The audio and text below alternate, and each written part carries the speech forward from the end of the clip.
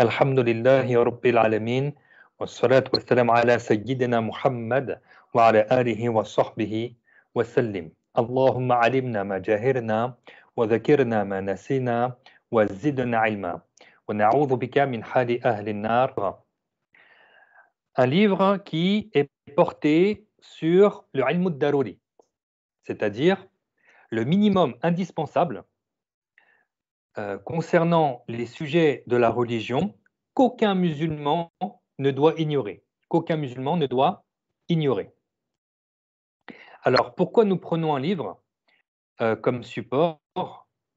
Parce que notre bien-aimé Muhammad sallallahu alayhi wa sallam a dit Innamal ilmu bitta'allum. Innamal ilmu bitta'allum. C'est-à-dire que la science, elle vient par transmission. Elle vient par transmission orale. Donc, si quelqu'un parle sur un sujet de la religion, il va bien se référer à une matière, à un livre. Soit il récite une ayat du Coran, donc il va prendre le Coran, et il va utiliser un livre d'un savant mufassir, c'est-à-dire de quelqu'un qui est spécialisé dans l'exégèse du Coran, pour expliquer la ayat du Coran. Parce que ce n'est pas quelqu'un, il va lire le Coran et il va expliquer la ayat de lui-même, à moins que ce soit un savant mufassir. Donc nous, qui ne sommes pas des savants mufassirin, si on doit expliquer une ayat du Coran, on va extraire son explication à partir de l'explication d'un savant spécialisé du Coran. C'est pareil si on veut, il en est de même si l'on veut expliquer un hadith, une parole du messager de Allah sallallahu alayhi wa sallam. Il y a forcément l'explication de ce hadith dans un livre, forcément. Ce livre qui a été fait par un muhaddith, d'accord, quelqu'un qui est spécialisé, un savant spécialiste de la tradition prophétique, qui lui cite le hadith et son explication. Donc nous, on va utiliser ce livre-là pour expliquer le hadith. Mais ça ne suffit pas que d'utiliser ce simple livre-là pour expliquer le hadith. C'est que nous avons besoin de l'enseignant, d'un enseignant qui nous explique ce que ce savant a dit dans son livre concernant le hadith du prophète, sallallahu alayhi wa sallam.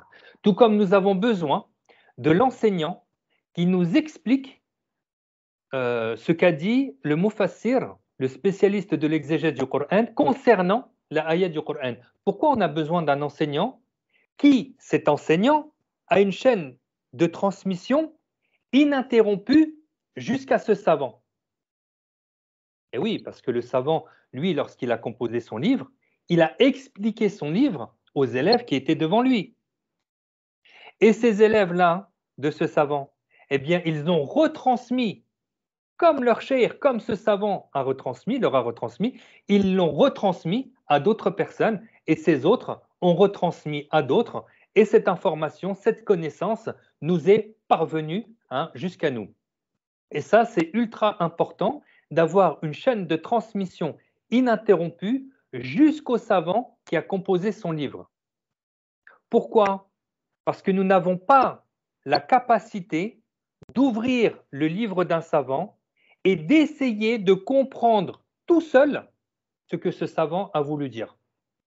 Voilà pourquoi aujourd'hui, il y a énormément de gens qui se sont égarés, ils se sont plongés eux-mêmes dans un océan sans rivage, ils n'arrivent pas à retrouver la rive, et ils sont en train de se noyer parce qu'ils n'ont pas pris un enseignant, un cheikh, un enseignant qui lui a une chaîne de transmission ininterrompue jusqu'au savant, et bien sûr le savant, il a une chaîne de transmission ininterrompue jusqu'au prophète Muhammad sallallahu alayhi wa sallam. Donc voilà pourquoi nous avons besoin d'un enseignant, nous avons besoin d'un support pour retransmettre l'islam, parce que nous n'allons pas retransmettre nos idées personnelles, notre propre compréhension personnelle, qui peut être complètement différente, cette compréhension, qui peut être complètement différente de ce que nous a appris le prophète Muhammad sallallahu alayhi wa sallam, ou de ce que Allah Ta'ala a mentionné dans le Coran.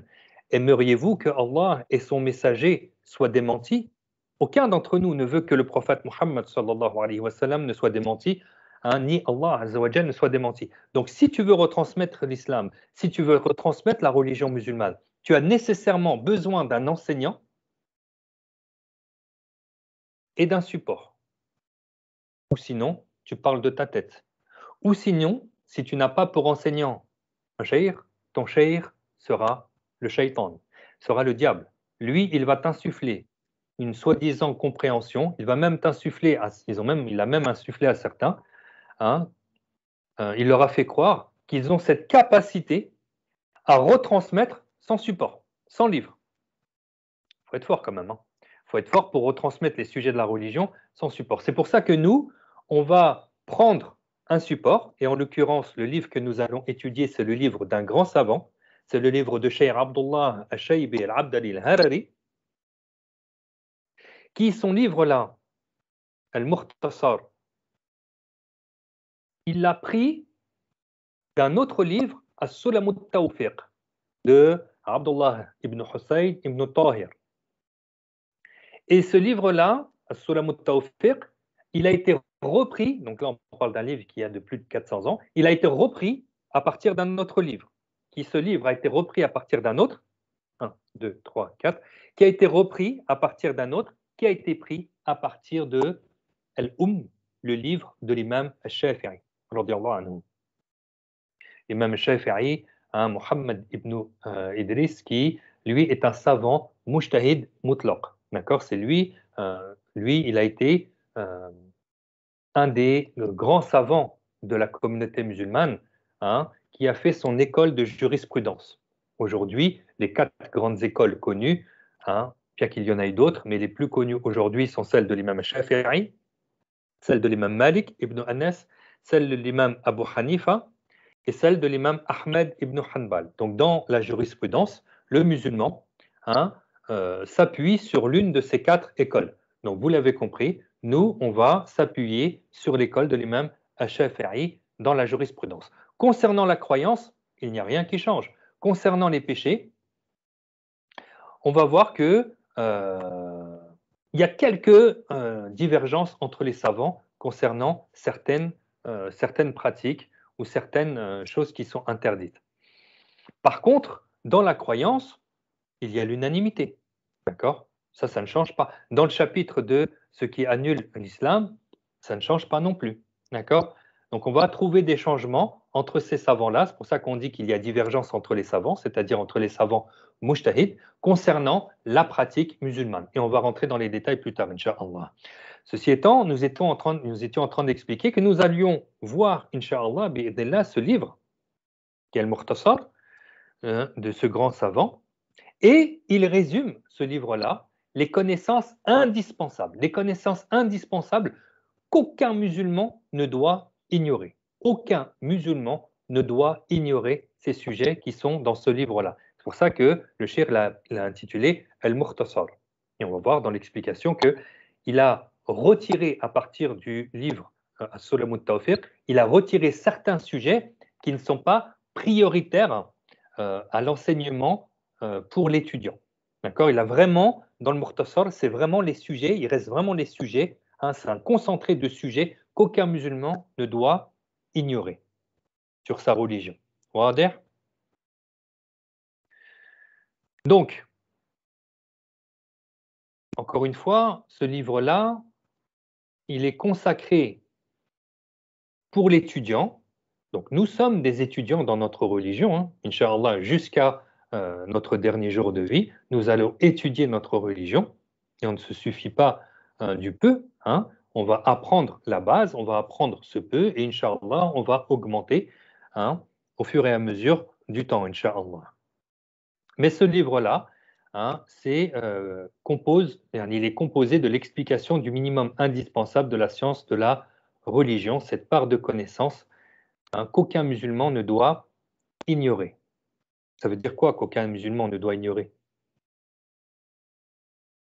Talabul ilmi faridatun ala kulli muslim, n'est-ce pas ce qu'a dit le prophète Muhammad sallallahu alayhi wa sallam?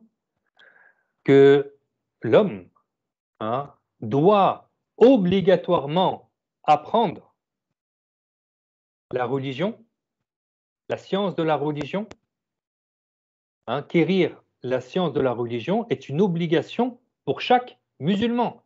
Pour chaque musulman. Alors, lorsqu'on dit musulman, on emploie le masculin. Implicitement, mais on emploie aussi les musulmanes.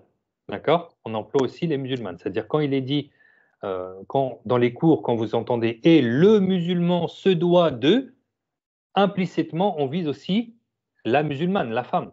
D'accord? Le musulman se doit de faire la prière obligatoire. On emploie le masculin. Mais bien sûr que la femme musulmane doit obligatoirement faire la prière, vous l'avez compris. Donc, quand il est dit dans le hadith, qui a pour sens que quérir la science de la religion est une obligation pour chaque musulman, donc, et chaque musulmane, bien évidemment, quérir la science de la religion, les savants, ils ont expliqué ce hadith, on parlait des muhaddithines, eh bien, ils ont expliqué ce hadith qu'en fait, qu'il y a certains sujets dans la religion qu'aucun musulman ne doit ignorer, puisque c'est une obligation d'apprendre l'islam, ce n'est pas une obligation d'apprendre au point de devenir un grand savant. Et quand on dit que c'est une obligation, ça veut dire quoi une obligation? Un droit, un devoir, une obligation, c'est un ordre de la part de Allah Ta'ala. C'est une obligation, c'est un droit que Allah Ta'ala a sur nous. Donc c'est une obligation pour nous, ces créatures, de connaître certains sujets dans la religion. Et celui qui manque à ce devoir, c'est ce qu'on appelle, ici en l'occurrence, c'est un fard ayn, une obligation d'ordre personnel. Celui qui manque à ce devoir, il désobéit à Allah, il commet là un grand péché. C'est-à-dire que celui qui n'a pas connaissance d'un des sujets que comporte ce livre-là, la croyance en Allah, la croyance en son prophète Mohammed, sallallahu alayhi wa sallam, avec l'explication que nous allons donner. Celui qui n'a pas connaissance du chapitre de Ridda, c'est-à-dire le chapitre de l'apostasie. Qu'est-ce qui annule l'islam de la personne? Par la croyance, par la parole et par les actes. Celui qui n'a pas connaissance de ces sujets-là est un grand pécheur. Allah Ta'ala nous a rendu obligatoire de faire 5 prières pendant le jour et la nuit. Celui qui n'a pas connaissance du chapitre de la purification et de la prière, donc il ne sait pas se purifier, il ne sait pas quels sont les piliers de la prière, il ne sait pas les conditions de validité de la prière, il ne connaît pas les choses qui annulent la prière, celui-là est un grand pécheur. C'est pour cela que nous allons l'étudier dans ce livre, Inch'Allah Ta'ala. Il en est de même de celui qui n'a pas connaissance de ce que Allah Ta'ala a interdit de pratiquer avec le corps saint qu'il nous a donné, qu'il nous a confié. Allah Ta'ala nous a confié ce corps. On en est responsable. Il y a des choses qui sont obligatoires pour nous de faire avec ce corps, comme la prière, le jeûne, etc. Mais aussi, il y a des choses qui nous ont été interdites de pratiquer avec ce corps saint. Alhamdulillah, les savants nous ont facilité dans notre apprentissage. Ils ont classifié les péchés par organes. Alhamdulillah. Il y a donc le chapitre des péchés du cœur, le chapitre des péchés du ventre, le chapitre des péchés des yeux, le chapitre des péchés des oreilles, le chapitre des péchés de la langue, le chapitre des péchés du sexe, le chapitre des péchés du pied et le chapitre des péchés du corps. Les péchés du corps, ce sont les péchés qui ne font pas partie d'un des organes en particulier. Comme par exemple, agir dans la rue en faisant des choses qui nuisent aux gens, par exemple, ou bien le tatouage, etc. Donc ça, ce sont des péchés du corps qui ne font pas partie d'un des organes en particulier. Par exemple, les péchés de la main, eh bien, on va y trouver le vol, voler, ou bien l'homicide, le fait de tuer, ou bien le fait de frapper un musulman sans droit. D'accord? Donc, vous voyez, les péchés, ils sont classifiés par organes. Les péchés du cœur, ça peut être la jalousie, d'accord? La jalousie, ou bien ça peut être l'insincérité. Tout cela, on va l'expliquer, Inch'Allah. C'était juste pour vous montrer que, pour exposer que voilà, les savants, ils ont classifié les péchés par organes. Et ces chapitres-là sont dans ce livre que nous allons étudier, Inch'Allah Ta'ala. Et ce sont des sujets qu'aucun musulman ne doit ignorer. C'est comme quelqu'un qui veut s'engager, qui va s'engager à faire son pèlerinage, à faire son hajj. Il ne peut pas partir sans avoir une connaissance. Il ne peut pas partir sans savoir quels sont les piliers du hajj, Ou bien qu'est-ce qui annulera le Hajj? Il ne peut pas partir comme ça dans l'ignorance. Pourquoi? Parce que l'islam, la religion, la pratique musulmane, la pratique, hein, des lois de Allah, elle se fait avec une connaissance. Elle ne se fait pas dans l'ignorance. Et elle ne se fait pas en imitant les gens qui pratiquent. C'est pas comme ça que tu pratiques l'islam.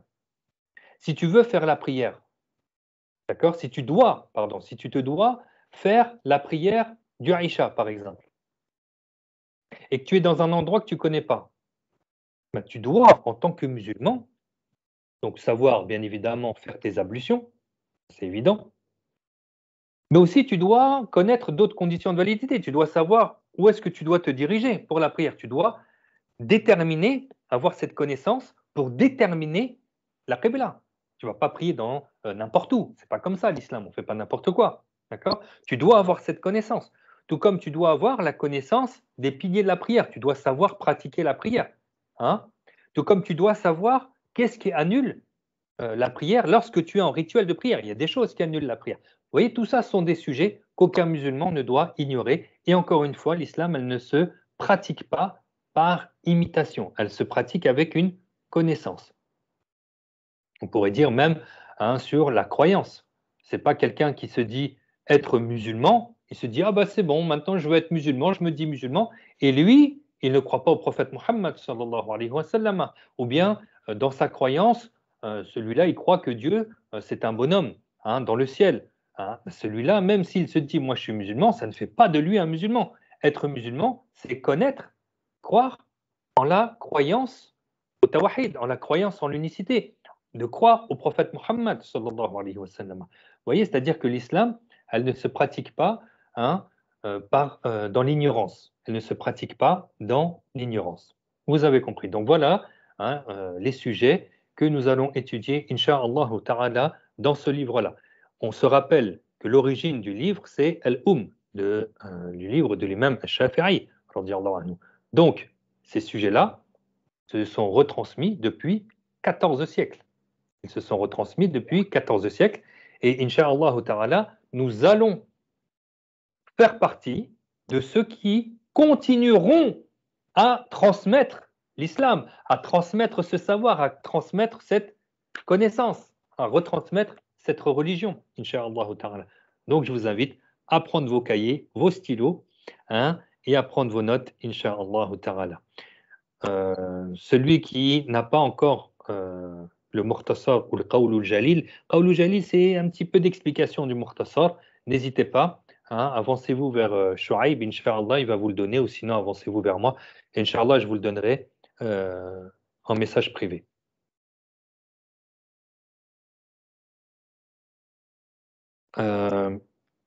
Est-ce que jusqu'à maintenant tout est clair?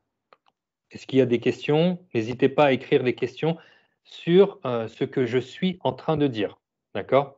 Pas sur des questions qui n'ont pas de rapport avec le sujet. D'accord? Posez des questions qui sont en concordance avec ce que je suis en train de dire. D'accord? Il se peut que le micro il a coupé, il se peut que j'ai mal expliqué, il se peut que ça a mal été compris. Donc n'hésitez pas à écrire un message en privé, là dans l'onglet conversation. J'y répondrai, Inch'Allah. Donc, si je vois rien, c'est que tout est clair, c'est qu'on peut continuer. Amin wa fikum. Ahlan wa sahlan. Donc, on continue. Le cheikh, là, donc là, dans l'explication, le cheikh, il nous dit que c'est l'habitude, en fait, c'est la méthodologie des savants de prendre le minimum, d'accord, le minimum, et ensuite, après, augmenter en fonction des capacités de la personne, en fait. D'accord?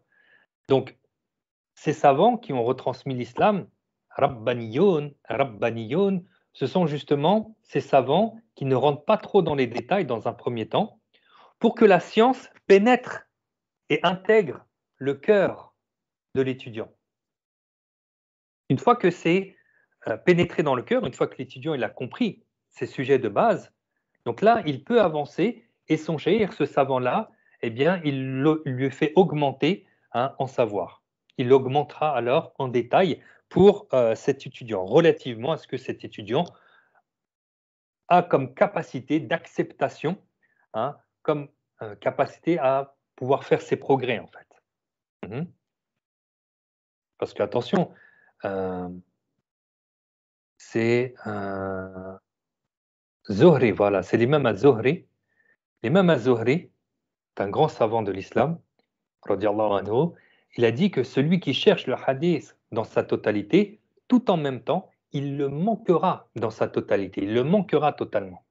D'accord? C'est-à-dire qu'il y a des gens, ils prennent beaucoup, tac, tac, ils prennent beaucoup, ils prennent beaucoup, ils prennent beaucoup, mais au final, ils n'ont rien compris. Ils ont pris beaucoup de connaissances, ils ont pris beaucoup de hadiths, ils ont pris beaucoup d'ayats, beaucoup de tafsir, ils ont pris beaucoup dans les sujets du fiqh, mais au final, ils n'ont rien compris. Donc, c'est pour ça que Az-Zuhri a dit, attention, celui qui cherche le hadith dans sa totalité, parce que les hadiths, ils sont longs, il faut le comprendre, il faut les comprendre, la parole du messager, alayhi salatu wassalam. Et que dire des sujets de la religion, chaque sujet dans la religion, parler de la science du tawahid, les savants, ils ont composé de nombreux livres sur cette connaissance. On peut parler du chapitre de la prière.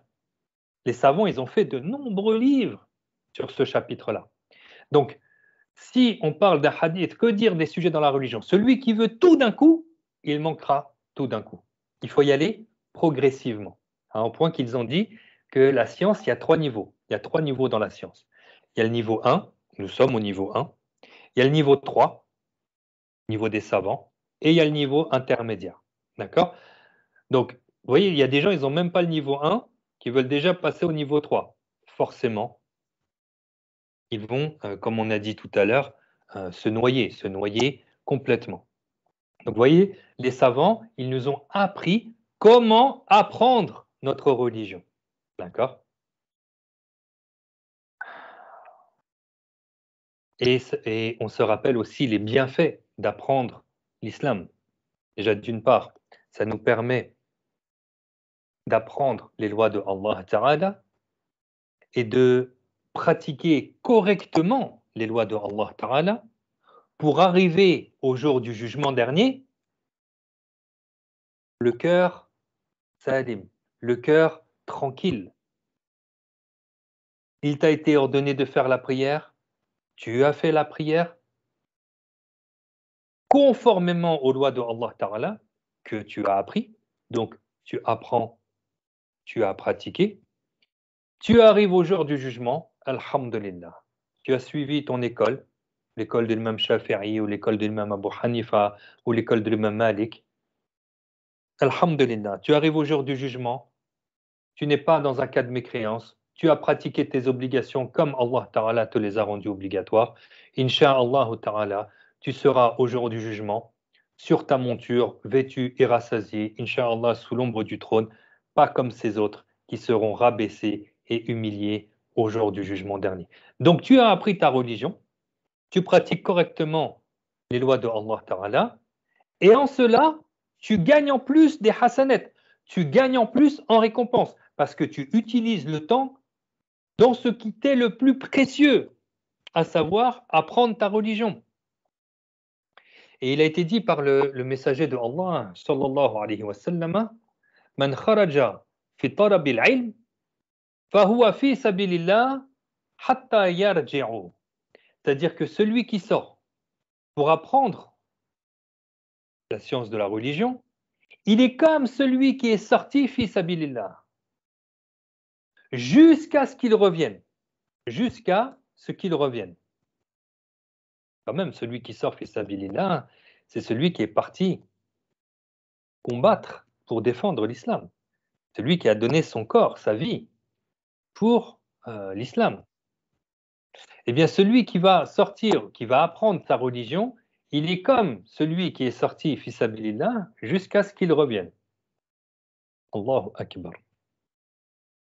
Il y a même le hadith de Abu Dar qui, le prophète sallallahu alayhi wa sallam, il s'est adressé à lui en lui disant, yani celui qui sort, dans le sens, celui qui sort pour apprendre un chapitre du livre de Allah, il a plus de récompenses que celui qui prie 100 rak'a des prières surérogatoires. 100 rak'a des rak'a surérogatoires. Et celui qui sort pour apprendre un chapitre,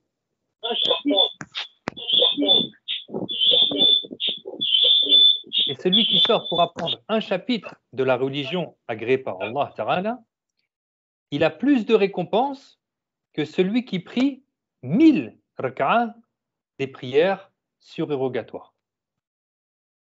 D'accord?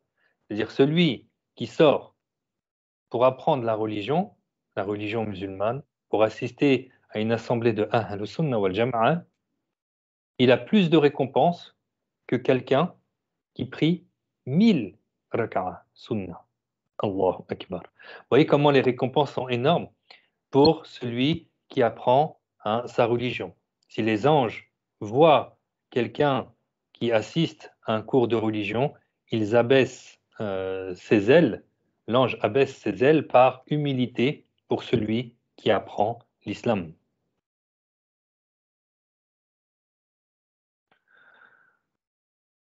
Donc on a compris que apprendre la science de la religion est meilleur que la prière surérogatoire.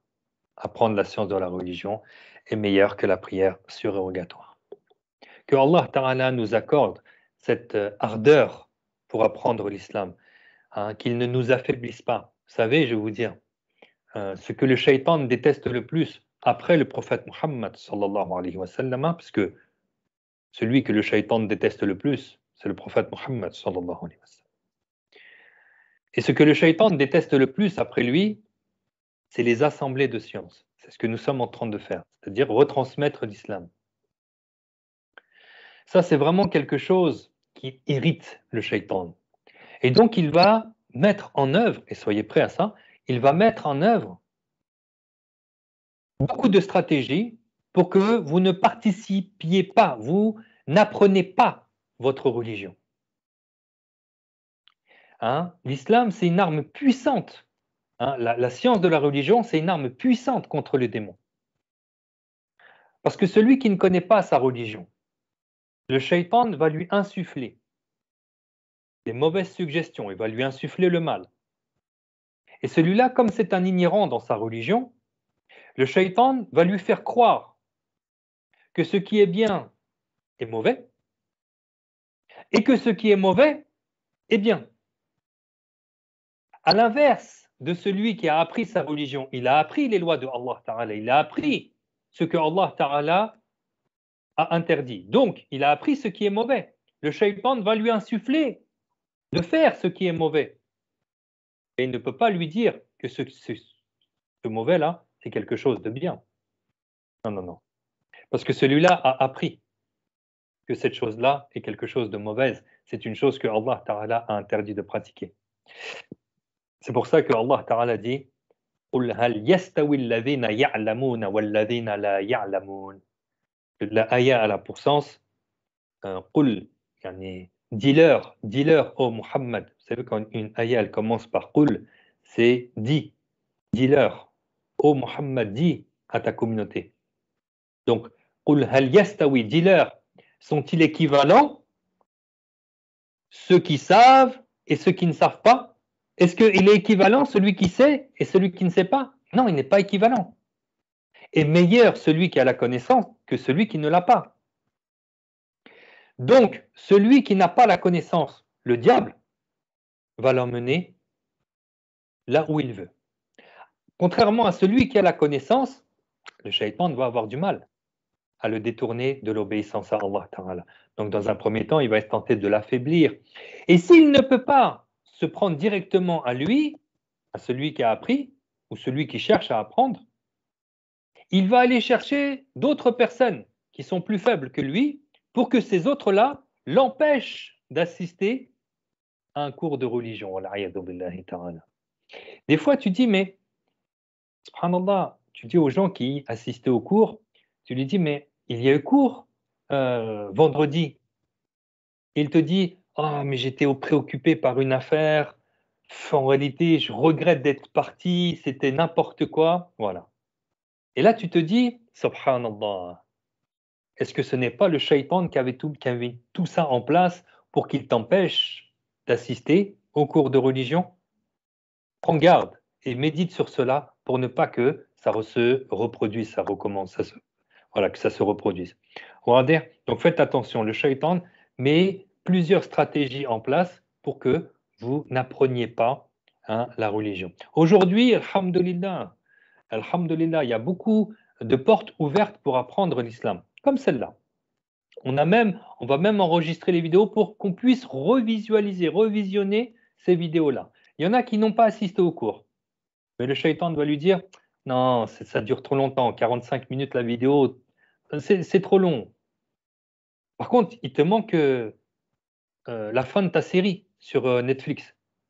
Ah ouais, et lui, il va passer non pas 45 minutes à regarder une série sur Netflix, il va peut-être passer 1 heure et demie, voire 3 heures sur Netflix.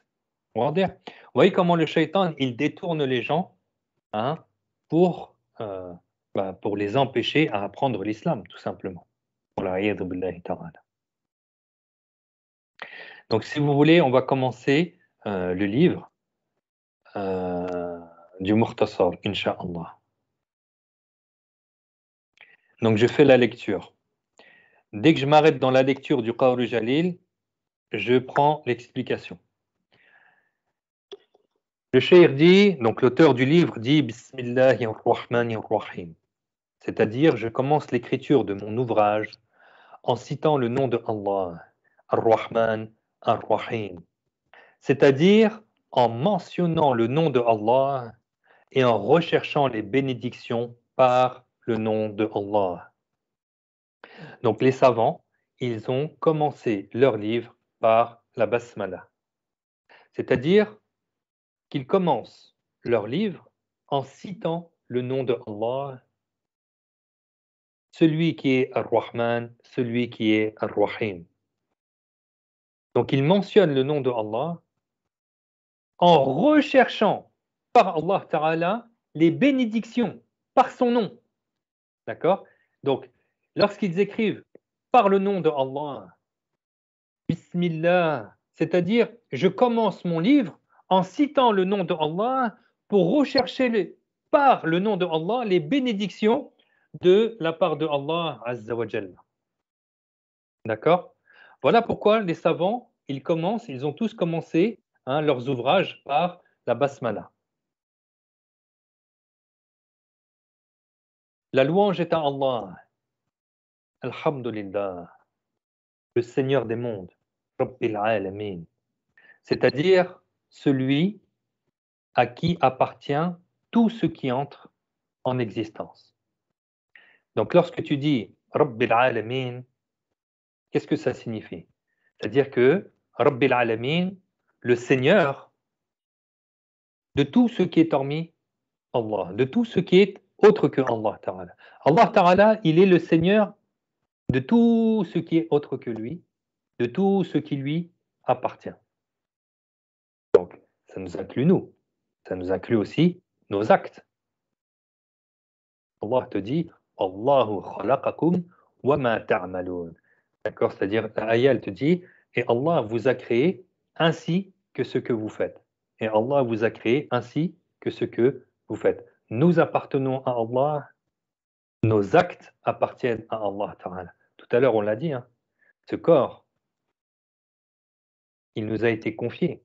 Allah Ta'ala nous a confié ce corps qui est saint. Tu n'as pas choisi ni ce corps, c'est-à-dire cette taille, cette couleur de peau, cette couleur de yeux, le nombre de cheveux sur la tête que tu as, si tu en as, tu sais même pas combien tu en as, le nombre de poils que tu as sur le corps, poils dans les sourcils, ça, tout ça, c'est pas toi qui l'as choisi. Allah Ta'ala t'a créé, Allah Ta'ala nous a créés, et nos actes aussi sont créés par Allah Ta'ala. Hein, pourquoi? Parce que nos actes, ils ont un début. Ils ont un début, nos actes. Donc, s'il y a un début, c'est que c'est entré en existence. Si c'est entré en existence, il y a forcément un être qui crée, un être qui fait rentrer en existence ce qui n'existait pas.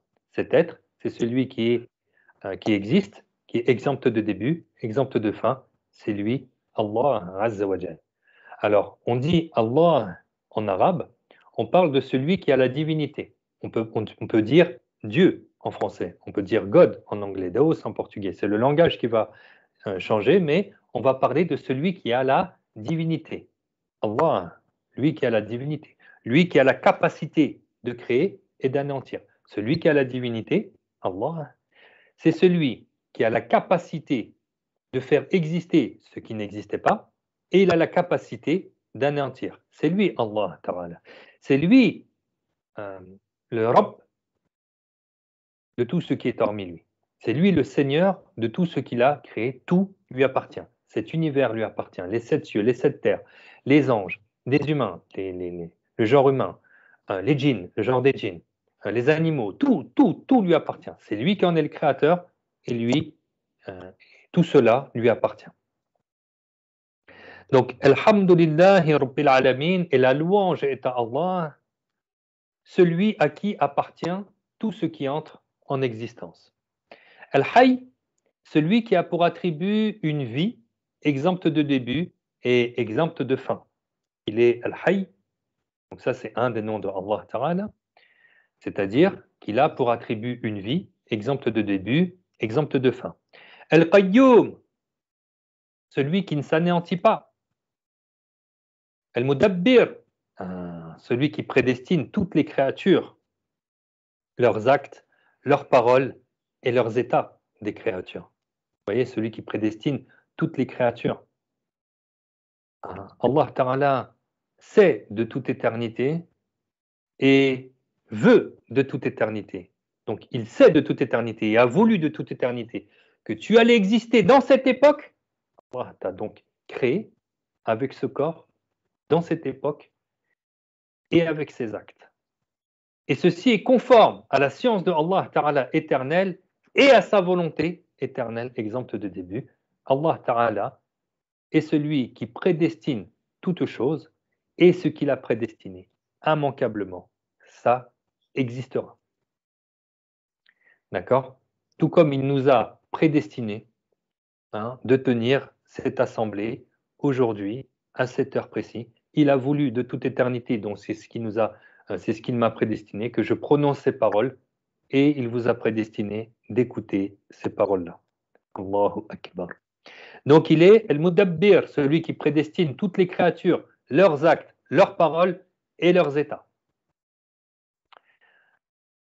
Enfin, nous demandons que l'augmentation en gloire et la préservation de sa communauté de ce qu'il craint pour elle soit accordée à notre maître Muhammad sallallahu alayhi wa sallam, ainsi qu'à sa famille et ses compagnons bons et purs. Donc ça, c'était l'introduction du livre. Ensuite, il dit, ceci est un abrégé. Donc là, le cher Abdullah, il explique que ce livre-là, c'est un abrégé. Donc c'est un ouvrage qui comporte peu de mots, mais qui indique beaucoup de sens. Al-Mukhtasar, c'est ce qui comporte peu de mots, mais qui induit beaucoup de sens. Donc ceci est un abrégé qui rassemble la plupart des connaissances indispensables, donc de la science de la religion, dont on ne peut se dispenser, comme on a dit tout à l'heure, qui comporte les sujets indispensable qu'aucun musulman ne doit ignorer, que celui qui ignore un de ces sujets-là est un grand pécheur selon le jugement de Allah Ta'ala parce qu'il n'aura pas répondu à l'ordre de Allah, à savoir d'apprendre sa religion. Donc ces sujets, ils concernent les sujets de la croyance et certains sujets du fiqh. Donc de la purification jusqu'au hajj, comprenant donc la prière, la zakat, le jeûne et quelques sujets, c'est-à-dire quelques lois des transactions, comme le louage. Donc ça, c'est important. Par exemple, si tu veux louer une maison, il y a des règles dans la religion. D'accord? Si tu veux louer une voiture, si tu veux louer quoi que ce soit, si tu veux louer les services de quelqu'un, d'accord? Si tu veux louer les services d'un peintre ou louer les services d'un mécanicien, d'accord? Il y a des lois, il y a des règles à respecter dans la religion. D'accord? Il faut t'assurer que ce soit valable selon le jugement de Allah Ta'ala. Hein? Donc, Comme la prière, on a dit tout à l'heure, tu ne peux pas t'engager dans la prière si tu ne la connais pas. Tu ne peux pas arriver au jour du jugement en disant « Ah ben moi j'ai voulu pratiquer, mais j'étais ignorant ». Est-ce que ça va te sauver? L'ignorance ne sauve pas. L'ignorance ne sauve pas les gens. On a cité la ayah tout à l'heure. Qui a pour sens, sont-ils équivalents, ceux qui savent et ceux qui ne savent pas? Et meilleur celui qui sait que celui qui ne sait pas. Et donc si quelqu'un te dit « Ah oui, mais moi, je ne connaissais pas le jugement ». Par exemple, il te dit « Ah, je ne savais pas que c'était interdit, que Allah Ta'ala avait interdit ». Est-ce que ça va être une cause pour lui qu'il ne soit pas soumis à la punition, qu'il ne soit pas soumis au châtiment de Allah parce qu'il était ignorant? Là, non, c'est pas une excuse pour lui. Ou sinon, personne n'apprendrait sa religion. Ou sinon, Allah Ta'ala n'aurait pas envoyé le prophète Muhammad sallallahu alayhi wa sallam qui lui nous a retransmis les lois de Allah Ta'ala. Sinon, pourquoi apprendre sa religion alors si l'ignorance aurait été une excuse pour désobéir à Allah Ta'ala? Comme si que l'ignorant qui n'avait pas appris les péchés, alors lui, il ne mérite pas le châtiment de Allah Ta'ala. A'udhu billah. Vous voyez, on revient tout le temps, on reviendra toujours à dire que celui qui n'apprend pas sa religion, il ne saura pas obéir à Allah Ta'ala et il s'expose au châtiment de Allah. Il est menacé du châtiment de Allah Ta'ala. Celui qui n'apprend pas l'islam, qui n'apprend pas les lois de Allah Ta'ala, il ne sentira jamais l'odeur de la piété. Même si c'est le serviteur d'un saint, d'un wali de Allah Ta'ala. Le fait qu'il n'a pas appris sa religion, eh bien, il ne sera jamais pieux. Jamais il ne deviendra pieux, celui-là. Pourquoi? Parce que déjà, il n'a pas répondu à un devoir qui est d'apprendre la religion. De plus, il ne pourra pas pratiquer correctement. Le pieux, c'est celui qui accomplit toutes ses obligations et qui évite tous les péchés. Mais celui qui n'a pas appris l'islam, il ne sentira même pas l'odeur de la piété.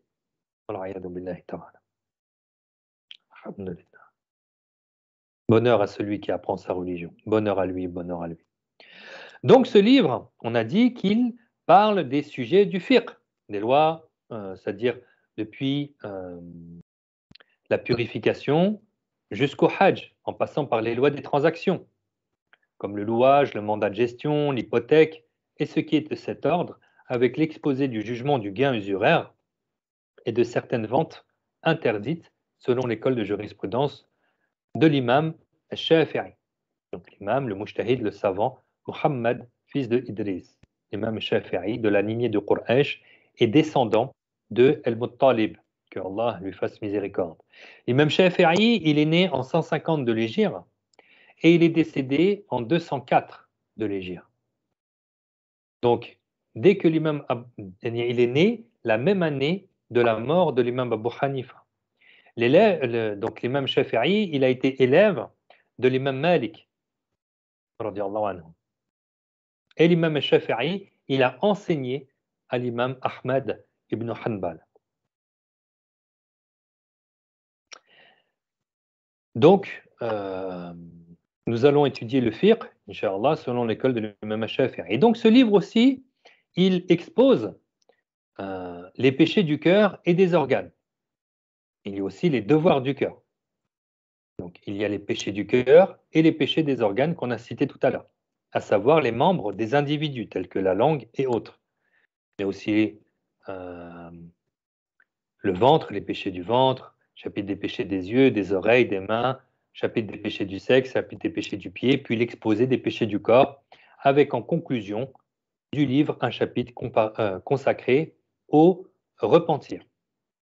L'œuvre d'origine, à partir de laquelle l'auteur a tiré le Mukhtasar et le livre appelé Sullamu Tawfiq ila mahabbatillah ala tahqiq. Donc, elle revient à l'un des spécialistes du fiqh, le Hadramaout. Donc, le Hadramaout, c'est une région du Yémen, une région montagneuse au Yémen. Et c'est de là que vient le savant, le faqih, le cheikh Abdullah ibn Hussein ibn Tahir, fils de Muhammad, fils de Hashim, Shafi'i, al-Alawi, né en 1191 de l'Hégire. Donc, quand on parle des années hégiriennes, c'est selon le calendrier lunaire, et l'Hégire a débuté à partir de l'émigration bénie. D'accord? Omar ibn al-Khattab radiallahu anhu, a commencé à compter les années hégiriennes à partir de l'émigration bénie.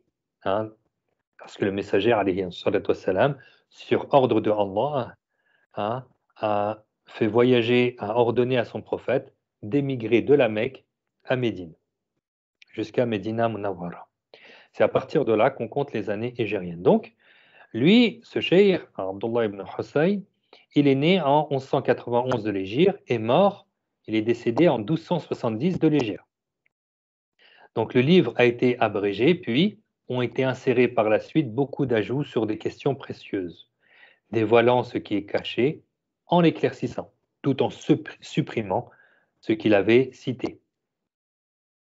Donc il y a des sujets comme le soufisme qui ont été retirés, car l'auteur, qu'Allah lui fasse miséricorde, a voulu rassembler dans son livre la plupart des connaissances indispensables de la religion, alors que ces passages n'en font pas partie. Le passage sur le soufisme ne fait pas partie de la science qui va te sauver de l'enfer.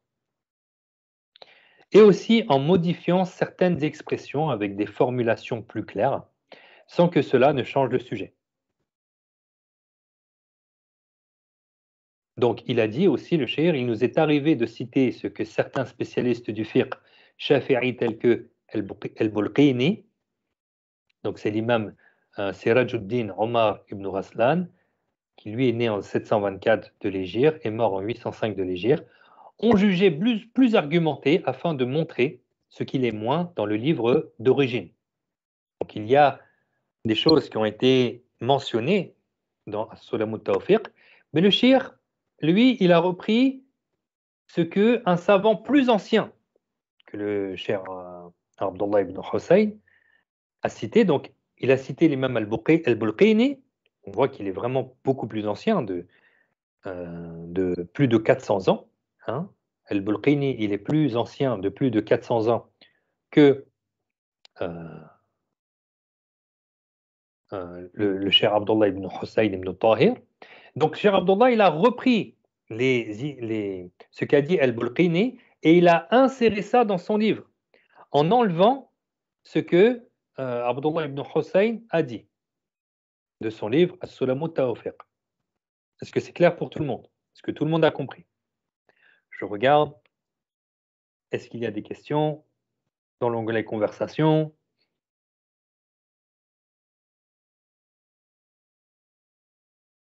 Ah, alhamdulillah. Et je vois écrit, oui, c'est clair, ça me rassure. Alhamdulillah. Barakallahu fik. Alors le cheikh dit, il convient donc de lui consacrer une attention particulière. Donc, quelqu'un qui est mukallaf, qui est responsable. On va expliquer qui est le responsable, je pense, dans le prochain cours. Quelqu'un qui est responsable, il est mukallaf. Donc là, attention, quelqu'un qui accède à la responsabilité, l'ange Atid commence à inscrire. Qui est l'ange Atid? C'est l'ange qui inscrit les mauvaises actions.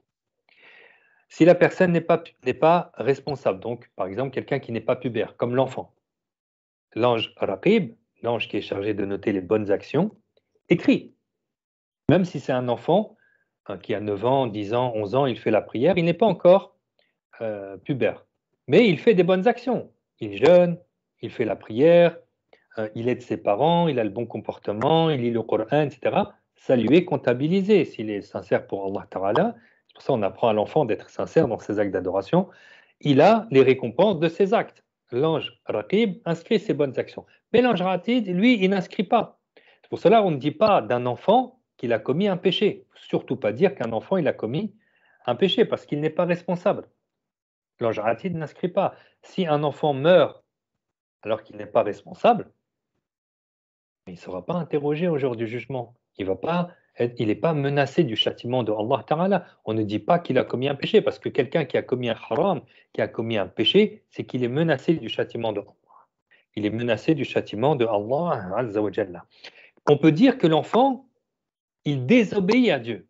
Donc on lui apprend, ne fais pas cela, par exemple, ne dis pas le contraire de la vérité, ne mens pas, car Allah l'a interdit. Ceci constitue une désobéissance envers Allah Ta'ala. Tu n'as pas le droit de mentir. On éduque l'enfant. Mais on ne dit pas, haram alek, tu vas aller en enfer. Tu ne dis pas ça à un enfant. Tu l'éduques l'enfant. D'accord? Parce qu'il n'est pas responsable.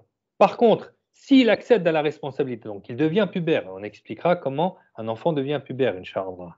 Donc s'il devient pubère, qu'il a toute sa raison saine et il lui est parvenu les bases de l'appel à l'islam, là, l'ange Aratide va prendre ses notes pour celui qui est responsable et qui a commis un péché. Voilà, c'est pour cela que les obligations prennent ou commencent à partir du moment où l'individu est responsable, pas avant.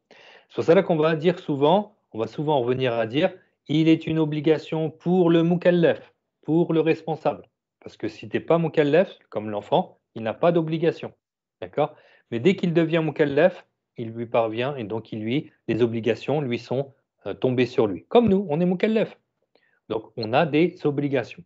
Donc il convient à quelqu'un de responsable de consacrer sur ce livre-là, sur le Mukhtasar, une attention particulière en prenant par transmission et en l'étudiant et en révisant les diverses questions jusqu'à les mémoriser et les graver dans son cœur.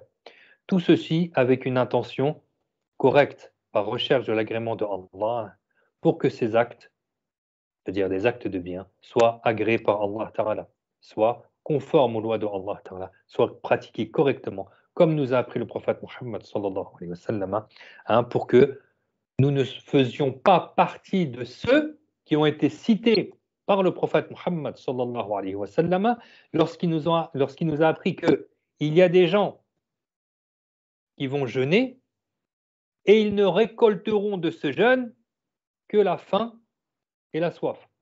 Et il y a des gens qui vont prier, mais ils ne récolteront de leur prière que la fatigue. C'est-à-dire que leur jeûne ne sera pas valide, ne sera pas accepté de la part de Allah Ta'ala, que leur prière ne sera pas valide, ne sera pas acceptée de la part de Allah Ta'ala. Ils n'auront donc aucune récompense et ces prières et ces jeûnes sont encore à la charge de la personne.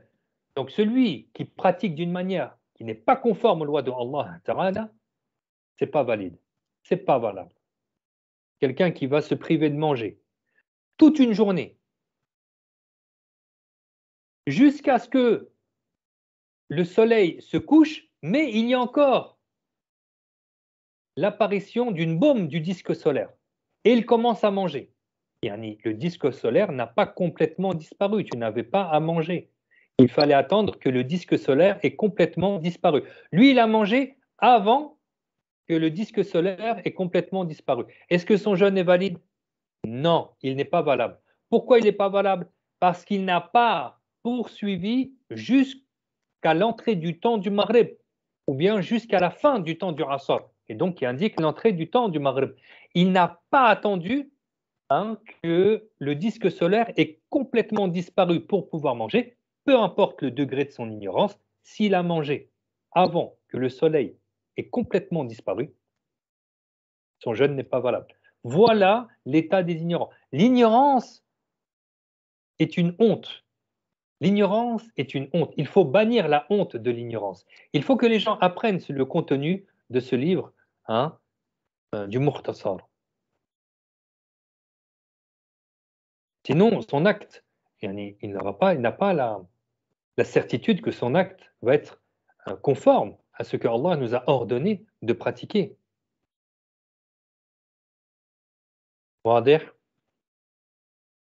Donc, le cheikh a dit qu'il a appelé son livre, ou bien nous l'avons intitulé L'abrégé de Abdullah al-Harari, rassemblant la connaissance indispensable de la religion. Je vous ai dit tout à l'heure, on prend le livre des savants. Cheikh Abdullah Shaybi al-Abdali al-Harari, c'est un grand savant, un grand muhaddith, hein, et nous prenons la science auprès de ces savants. Auprès de ces savants. Et alhamdulillah, Allah Ta'ala a gratifié la communauté du prophète Muhammad sallallahu alayhi wa sallam par ses savants. C'est-à-dire que l'islam, elle s'est toujours retransmise depuis 14 siècles par ses savants. 500 ans après que notre maître Isa alayhi salam soit parti, il n'y avait plus de musulmans. Quelques centaines d'années après que Moussa soit parti, il n'y avait plus de musulmans. La communauté du prophète Muhammad sallallahu alayhi wa sallam, ça fait 1400 ans que la science de l'islam se retransmet. Par quel biais? Par le biais des savants. D'accord? Ça, c'est vraiment une spécificité qui a été accordée à la communauté du prophète Muhammad sallallahu alayhi wa sallam. Et nous, on apprend auprès des savants et de ceux qui ont transmis ce que le savant a transmis.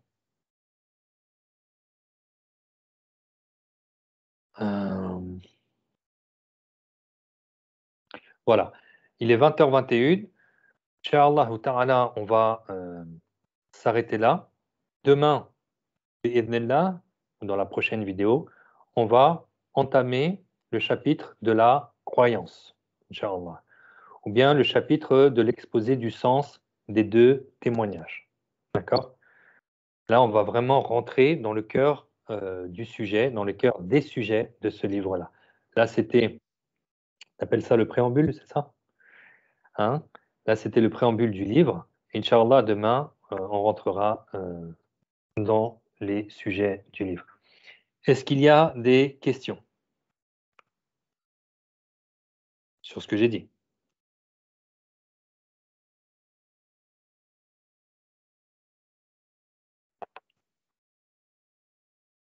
Tout est clair? Donc, s'il n'y a pas de questions,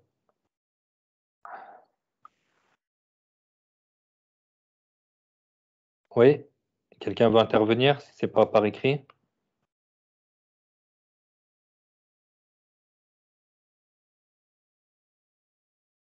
Ok. Alhamdulillah. Wallahu ta'ala a'lamu ahkam. Walhamdulillahi rabbil alamin. Wassalatu wassalam ala sayyidina Muhammad wa ala alihi wa sahbihi wa sallim. Barakallahu fikum. Hassanallahu alaykum. Inch'Allah, je reste en message privé si quelqu'un veut me contacter, si quelqu'un veut le qawlu jalil. Inch'Allah, je vous dis à demain. Bi'idhnillah.